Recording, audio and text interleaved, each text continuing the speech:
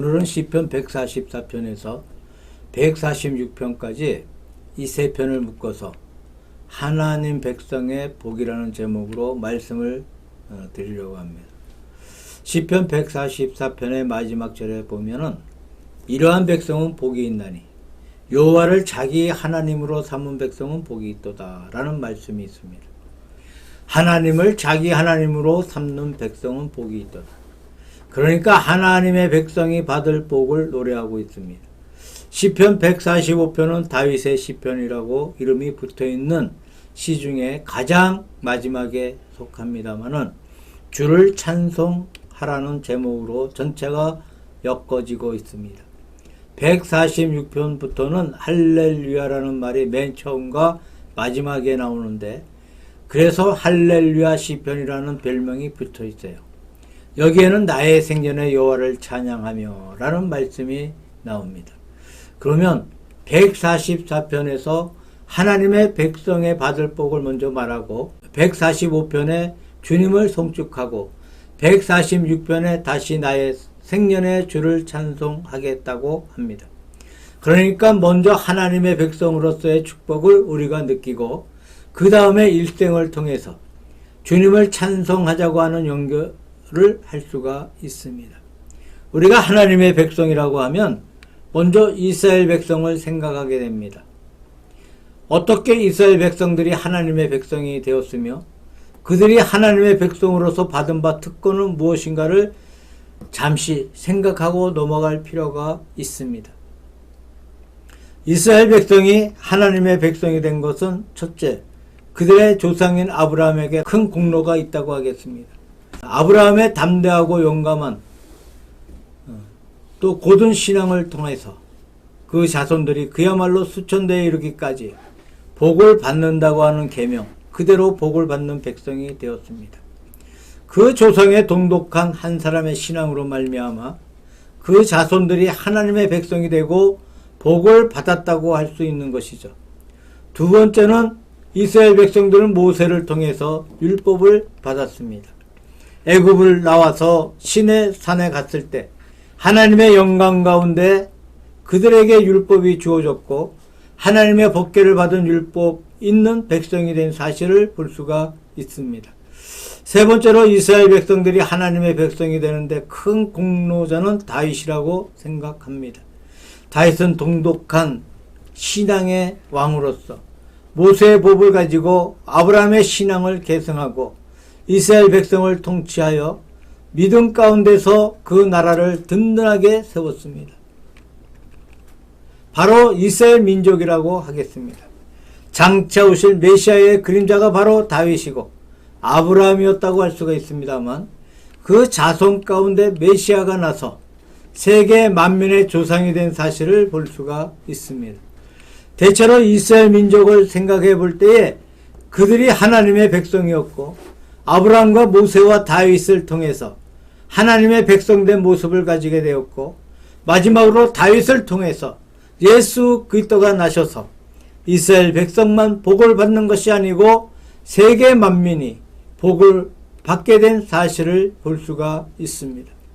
우리가 현재 믿는 모든 성도들을 하나님의 백성이라고 합니다만 아브라함의 자손인 이스라엘 민족은 혈통적으로 하나님의 백성이 되었고 우리는 믿음으로 말미암아 믿음 가운데서 영적으로 하나님의 백성이 되고 있습니다.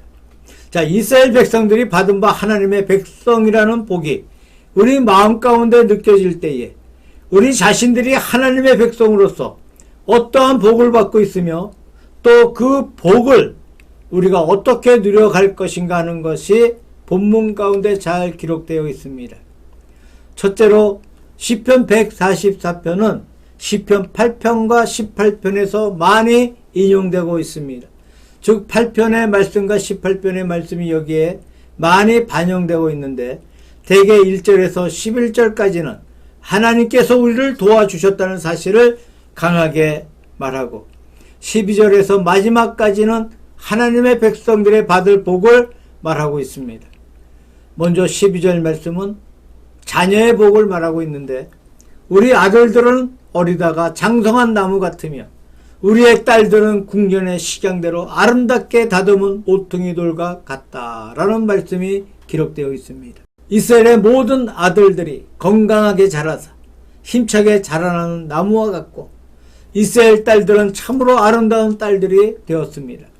남자의 씩씩하고 강한 것과 여자의 아름다움이 그 자손에게 다 함께 있다는 사실을 가리켜 말하고 있습니다.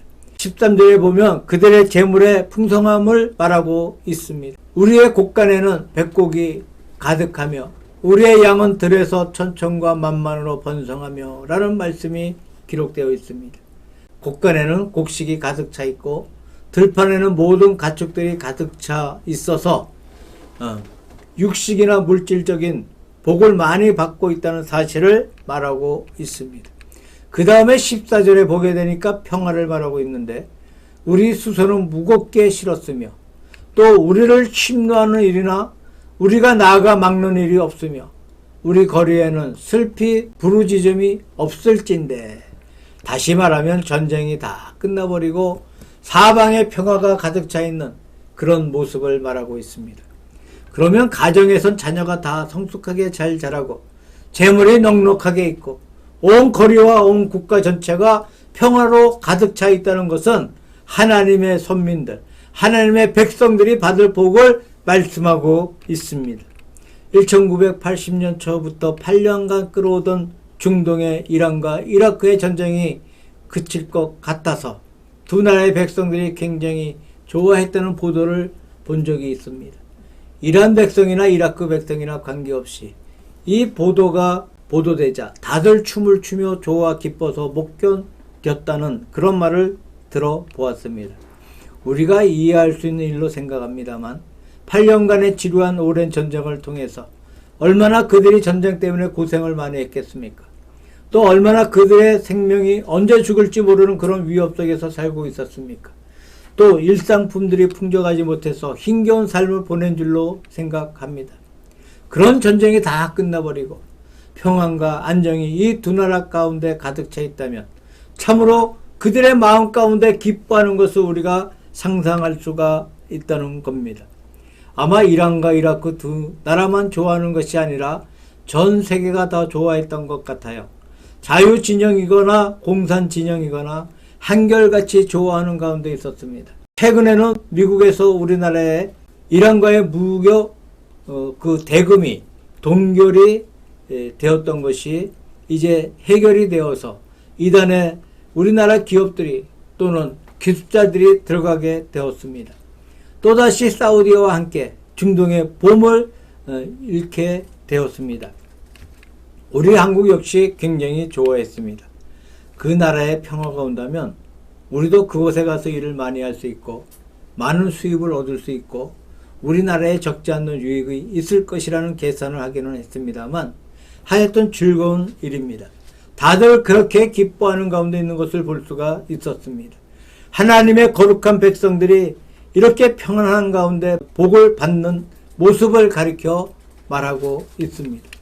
우리가 하나님의 백성으로서 복을 받습니다만 그 복이 첫째로 무엇입니까? 우리가 한 가정을 볼 때에 가정에서 자녀는 아버지, 어머니가 자녀를 낳아주시고 길러주셨으니까 마땅히 그 부모를 공경한다는 것이 자녀의 자연스러운 당연한 도리인 줄로 생각합니다. 부모를 잘 섬겨서 복을 받는다거나 어떤 재산을 많이 얻는다거나 그런 조건부가 아니고 내가 부모의 자녀이니까 그가 나를 낳아주셨으니까 부모님을 공경한다는 것은 인간의 마땅한 도리인 줄로 생각합니다.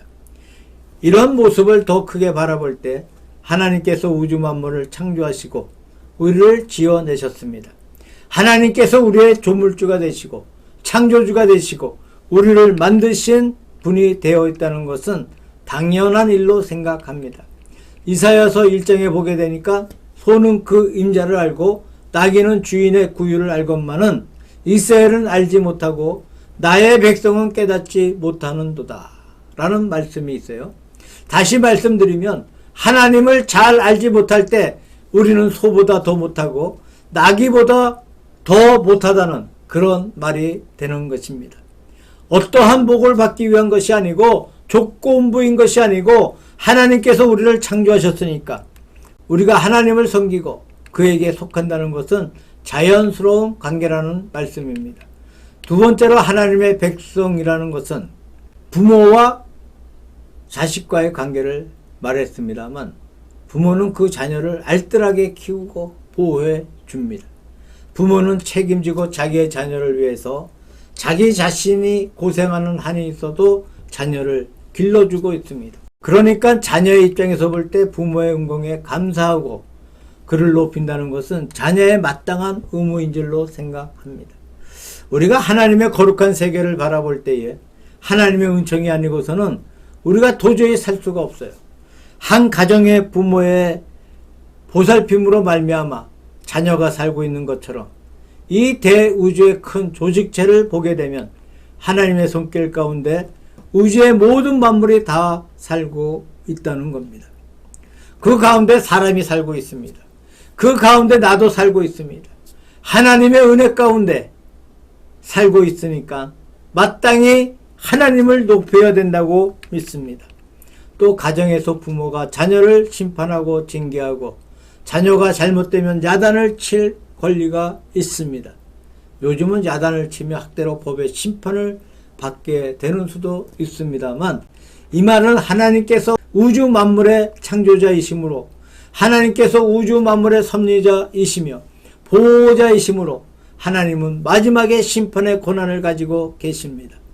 언젠가 세상의 마지막이 될 때에 우주 만물이 다 하나님 앞에 심판을 받을 것입니다. 우리 사람이 다 하나님 앞에 행한다로 심판을 받을 것입니다. 그러니까 우리가 하나님을 섬긴다는 것은 마땅한 사실이에요. 그러므로 우리가 하나님의 백성이 된다는 것은 자연스러운 관계입니다. 우리가 그 사실을 부정할 수 없는 그런 관계인 것입니다. 자, 하나님의 백성된 사람들이 특수한 사람인 것이 아니라 하나님을 알지 못하는 사람들이 잘못이라고 말해야 합니다. 두 번째로 시편 145편 가운데는 주님을 송축하라는 말씀이 기록되어 있습니다. 여기에 표제 가운데 다윗의 찬송시라는 말이 붙어 있는데 시편 전체에 다윗의 시라고 이름이 붙어 있는 것이 70여 편 됩니다만 이 시편은 다윗의 마지막 시편에 속합니다. 물론 이름이 없는 시들도 대부분 다윗의 시라고 믿고 있습니다만 이 이름이 붙어있는 다윗의 시로는 마지막입니다. 1절에서 3절까지는 주의 이름을 송축하라는 말씀이 나오고 4절에서 7절까지는 주의 기사를 찬송하라는 말씀이 나오고 11절에서 13절까지는 모든 나라가 하나님을 찬송하라. 그리고 14절에서 21절까지는 하나님의 구원을 위해서 하나님을 찬송하라는 말씀이 기록되어 있습니다. 먼저 1절에서 3절까지의 주의 이름을 송축하리이다 라는 말씀이 나오는데 왕이신 나의 하나님이여 내가 주를 높이고 영원히 주의 이름을 송축하리이다. 세상에 여러 가지 단어들이 많이 있습니다만 어느 나라를 막론하고 하나님이란 단어는 제 생각에 모든 말 가운데도 가장 좋은 말이고 가장 높인 말이라고 생각합니다. 영어로는 하나님을 God라고 합니다. 그것은 God, 굿이라는 단어에서 나온 것으로 보고 있습니다. 이 굿이라는 것이 단어로 말하면 God, 가운데 O가 두 개가 들어가. 한 개를 빼면 하나님이 되고 한 개를 더하면 선이 되는 것입니다. 그래서 하나님께서 바로 선이시고 선이 바로 하나님이시다. 이렇게 볼 수 있는 줄로 생각합니다. 히브리 말에 보게 되면 하나님을 엘로힘 혹은 엘이라고 합니다만 엘은 최초의 존재라는 뜻을 가지고 있어요. 헬라 말로 하나님은 데우스라고 합니다. 옛날에 헬라의 다신교 시대에 올림픽 광장 뒤에 올림푸스 산이 있는데 거기에 신들이 모여서 분담해서 세상을 지배한다고 생각했어요. 바다를 지배하는 신이 있고 산을 지배하는 신이 있고 죽음을 지배하는 신이 있는데 그 모든 신의 우두머리 신이 바로 데우스입니다. 그래서 우리 성경에 하나님이 모든 신들을 주관하는 신이라는 그런 한 사상이 있습니다. 우리 한국말에 하나님은 보다 더 좋은 말이 아닌가 생각합니다. 제 생각에 두 가지 뜻이 있지 않나 생각하는데, 하나님은 하나밖에 안 계신 분이다. 우주 만물 전체를 통해서 한 분만 계시는 가장 훌륭한 분, 가장 높은 분, 가장 큰 어른이 바로 하나님이시라는 겁니다. 일본의 가가와가 한국에 왔을 때 한국의 하나님이라는 낱말을 격찬하면서 세계에서 제일 좋은 이름이다, 그렇게 말한 적이 있습니다. 확실히 좋은 이름인 것 같아요. 또 하느님이라는 말이 있어요. 어떤 의미에서 하느님이 보다 더 표준에 가깝지 않나 생각합니다만 말들이 많습니다. 이것은 하늘에 계신 님이다. 하나님께서 하늘에 계셔서 만물을 지배하신다는 개념 같습니다. 그 둘을 합한다면 하늘에 계신 한 분의 가장 높으신 분이시라고 생각할 수 있습니다. 하여튼 세계의 모든 말을 볼 때에 하나님이란 이름은 어디에 가든 최고의 이름입니다. 인간이 높일 수 있는 최고의 이름이 하나님이란 이름입니다. 그래서 먼저 하나님의 이름을 송축하라고 말하고 있습니다. 유대인들은 성경을 사본할 때에 또는 편찬할 때에 하나님이라는 말을 함부로 쓰지 않았습니다. 하나님이란 글자가 나오면 기도를 하고 경건되게 그 글자를 썼다고 합니다. 물론 우리가 그렇게 해야 되는 것은 아니겠지만 가장 높으신 이름을 찬양하라고 말씀하고 있습니다. 4절에서 7절까지는 하나님의 능하신 일로 인해서 하나님을 찬양하라고 말씀합니다. 우리가 우주 만물을 볼 때에 의의가 없어요. 산천을 바라보십시오. 하늘의 별을 바라보십시오. 사람의 삶의 형태를 바라보십시오. 동물을 보십시오. 꽃을 보십시오. 어느 하나 기묘하지 않은 것이 없습니다. 이것은 하나님의 창조의 솜씨에 속합니다.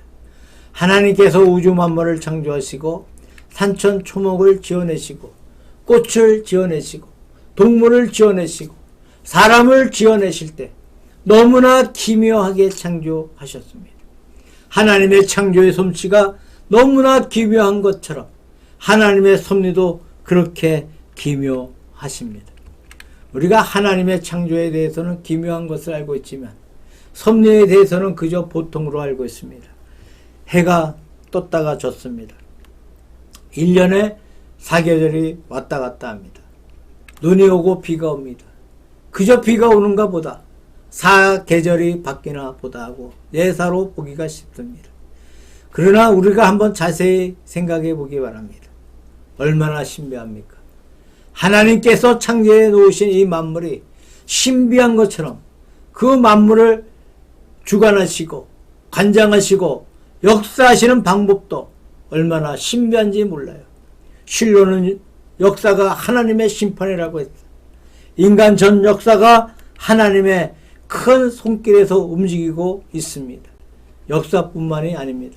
우리가 나고 살고 죽는 일생을 가만히 볼 때 거기에 하나님의 큰 섭리의 손길이 있는 것을 느낄 수가 있습니다. 그래서 하나님의 능하신 손길을 통해서 하나님을 찬양하라, 그렇게 말씀하고 있습니다. 8절에서 끝까지를 보게 되면 하나님의 은혜를 찬양하라고 합니다. 은혜가 무엇입니까? 율법과 대조되는 것이 바로 은혜야. 예를 들면 내가 돈을 지불하고 물건을 샀으면 그것은 은혜가 아닙니다. 내가 대가를 주고 물건을 산 것이니까 하등의 은혜라고 할 수가 없는 것입니다. 그 물건이 잘못되면 당장 바꿔내라고 야단을 칠 권리가 있어요. 그런데 돈을 내지 않고 그냥 얻었어. 이것은 은혜입니다. 내가 어떠한 값을 지불하지 않고 대가를 지불하지 않고 그냥 받았으니까 그 가치가 좋든 나쁘든 관계없이 그것은 은혜입니다. 하나님께서 구약시대에는 돈을 주고 사는 모양으로 율법을 통해서 지배했습니다만 이것이 실패했어요. 그 다음에 은혜로 하십니다. 이제는 돈을 받지 않고 그냥 구원을 주셔. 이것이 하나님의 은혜의 세계입니다. 구약시대에도 자세히 볼 때에 하나님의 은혜가 존재했습니다. 우리가 조용하게 생각해 볼 때 하나님의 은혜가 얼마나 큰지 몰라요. 몇 년 전인지 알 수 없지만 어느 목사님으로부터 이 서정훈 교수님의 말씀을 들은 적이 있어요. 요즘 세상이 하도 시끄럽고 정계가 하도 어수선하니까 나는 성 프란시스를 생각한다. 오늘 이 나라가 어떻게 하면 안정되고 좋아질 수 있을까?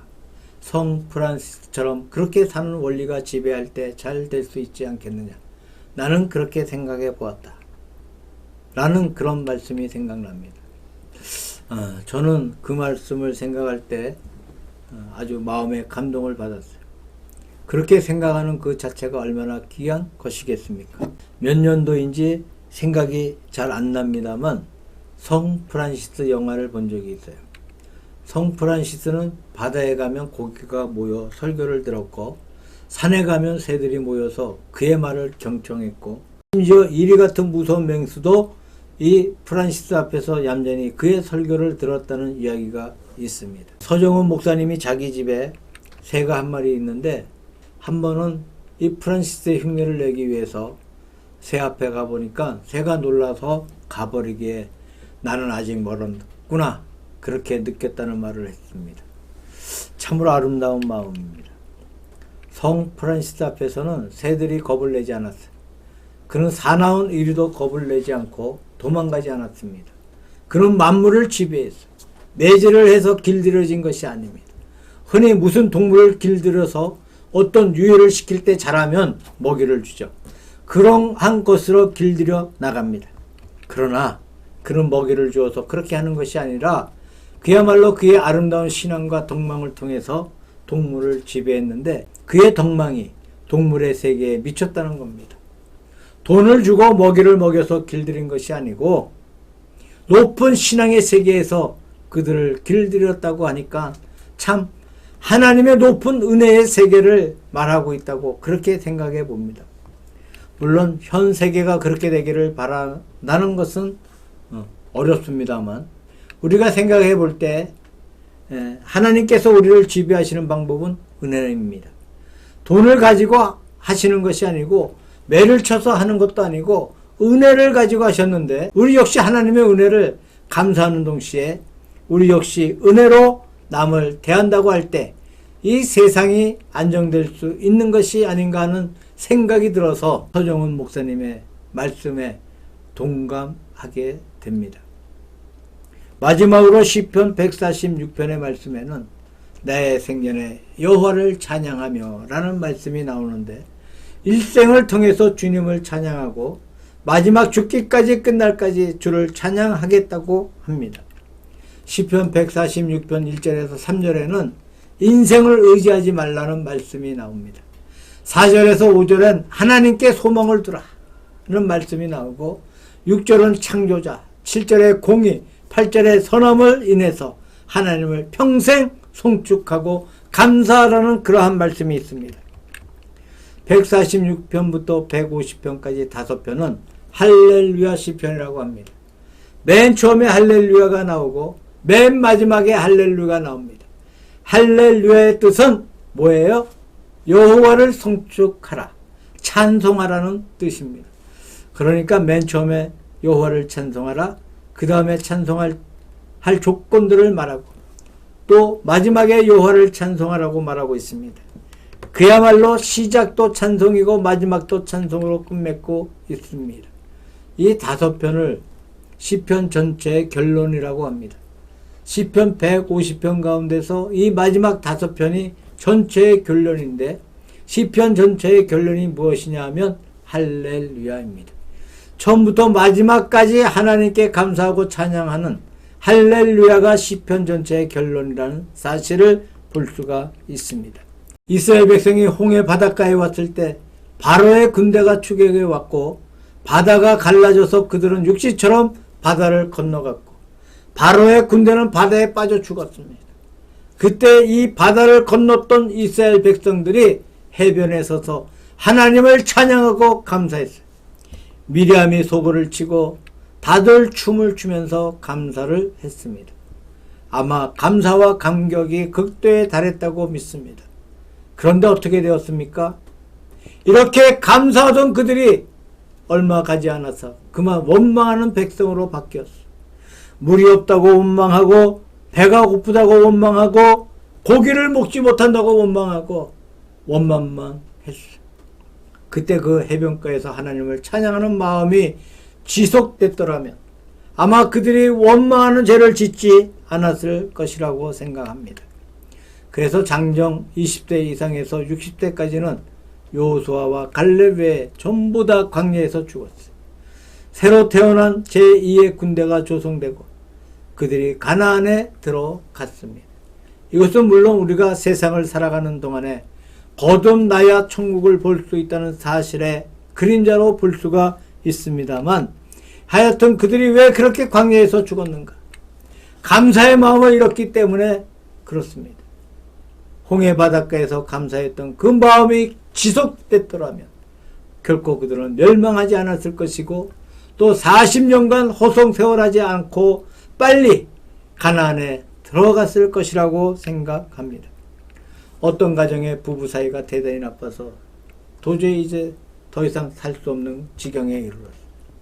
그 부인이 이혼을 할 결심을 하고 목사님께 이혼을 상담하러 갔습니다. 이분이 목사님께 처음 온 것이 아니고 벌써 여러 번 왔어요. 그때마다 목사님이 달려서 보냈는데 이날은 굉장한 결심을 하고 와서 목사님! 오늘 제가 말을 할 때 나를 달래거나 설득하려고 하지 마십시오. 라고 말합니다. 왜 그러십니까? 이혼해야겠습니다. 도저히 더 이상 견딜 수가 없어. 라고 딱 잘라 말을 했어요. 그러니까 목사님이 하는 말씀이 좋습니다. 내가 당신에게 이혼하지 말라거나 어떻게 하라고 말하지 않겠습니다. 그러나 당신이 모처럼 일부러 나를 찾아왔으니까 나의 의견을 물어왔으니까 내 말을 들어줄 의무도 있지 않겠습니까? 꼭 내 말을 들어주십시오. 라고 했어요. 무슨 말입니까? 많이도 말고 한 주간만 이혼을 연기하십시오. 왜 그렇게 해야 한단 말입니까? 한 주간 동안만 연기하는데 딴 말을 일치하지 말고 당신 남편을 만나거든 그저 감사합니다. 그 말만 하십시오. 하루 종일 감사하다는 그 말만 하십시오. 그렇게 말하면서 한 주간을 보낸 후에 그 다음에 이혼하십시오. 그러면 더 이상 만류하지 않겠습니다. 감사할 것이 있어야 감사하지요. 자세히 보면 있을 것입니다. 자세히 연구해 보면서 남편에게 좋은 점을 발견하고 감사하다고 하십시오. 그렇게 하도록 하겠습니다. 그래서 이 부인은 돌아가서 목사님께 약속한 것이니까 감사를 해야 하는데 가만히 생각해 보니까 감사해야 할 조건이 무엇인가 있다는 거예요. 그래서 어떠한 조건을 들어서 고맙습니다. 감사합니다고 했습니다. 일체 원망도 짜증도 하지 않았어. 이렇게 하루를 보내고 이틀을 보내고 사흘을 보내고 한 나흘쯤 지나니까 억지로 감사한 것이 아니고 정말로 감사하는 마음이 생기더라는 겁니다. 그래서 정말로 감사를 했어. 또 부인이 자꾸 감사하다고 하니까 남편도 부인에게 감사하다고 했어. 그렇게 한 주간이 지나갔는데 그 부인이 찾아오지 않더라는 겁니다. 그래서 목사님은 잘 되었나 보다 그렇게 생각을 했어요. 그 후에 물어보니까 잘 되었습니다. 감사한 덕분에 모든 문제가 해결되었습니다. 라고 하더라는 겁니다. 우리 한국 사람들은 짜증나는 조건, 원망의 조건을 먼저 말해. 감사할 조건은 생각하지 않아. 그러나 자세히 보면 반드시 감사할 조건이 있다. 사람과 사람 사이에도 그러한데 하물며 하나님께 우리가 감사할 조건이 얼마나 많이 있겠습니까? 이 큰 감사의 조건이 모든 역경을 이겨내고 모든 문제를 이겨낼 수 있는 근본의 힘이 된다고 믿습니다. 시편의 마지막 결론이 찬송과 감사로 끝나고 있는 이유를 우리가 알 수 있지 않겠습니까? 먼저 하나님의 큰 은혜 가운데 하나님의 백성이 된 이 복을 생각하면서 그 복을 우리가 감사하고 그 다음에 우리가 전력을 다해서 주님을 송축하고 우리의 일생을 통하여 주님을 찬송하는 우리의 생활이 되시기를 바랍니다. 이렇게 감사하는 사람 앞에는 모든 문제가 되지 않을 것입니다. 모든 문제가 극복될 것이고 전부가 바뀌어서 은혜와 감사와 영광이 될 줄로 믿습니다.